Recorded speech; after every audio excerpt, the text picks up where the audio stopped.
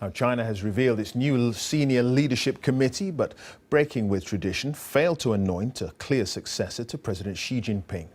It comes at the end of the 19th Communist Party Congress, where Mr. Xi outlined a populist vision for increased prosperity, underwritten by strict one-party rule. Our Beijing correspondent John Sudworth has been given a rare interview with a Chinese human rights lawyer who details how Mr. Xi's first 5 years in power have resulted in a brutal crackdown on dissent. We enter through a basement in an attempt to avoid the surveillance. There are few occupations more sensitive in China right now than that of a human rights lawyer. Xie Yanyi is the first to dare to speak out about his ordeal. They withheld food, they didn't allow me to sleep. I was kept in a small room and saw no daylight for half a year. This is torture, and the isolation is more painful than being beaten.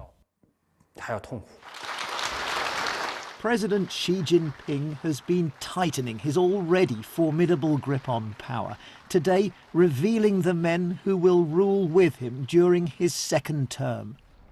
If Xi Jinping really is now China's most powerful leader since Chairman Mao, well, the plight of the human rights lawyers tells us something important about how he intends to use that growing authority. There was once a hope that as China grew richer, it would grow freer politically.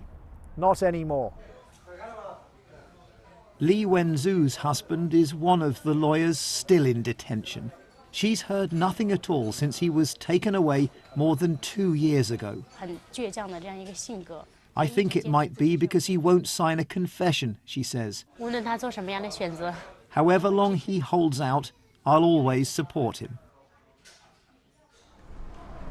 Any challenge is now viewed as a threat, not just dissidents, but the lawyers who represent them and the lawyers' own families. Even when petitioning for justice, they are followed and filmed. Papa. After 18 months in detention, the risks have not gone away for Xie Yanyi and his family. He's been warned not to talk to the foreign media. I am taking a risk, but I think it's my responsibility to speak out. I can't accept a society that arrests people for what they think and what they say. Our interview is suddenly interrupted.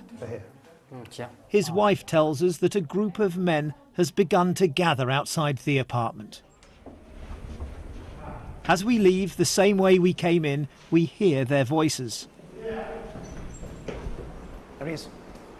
Quick. Lock the doors. Lock the doors. They're waiting for us and block our way. There they are, look. Nobody. No policeman. Don't open the door back.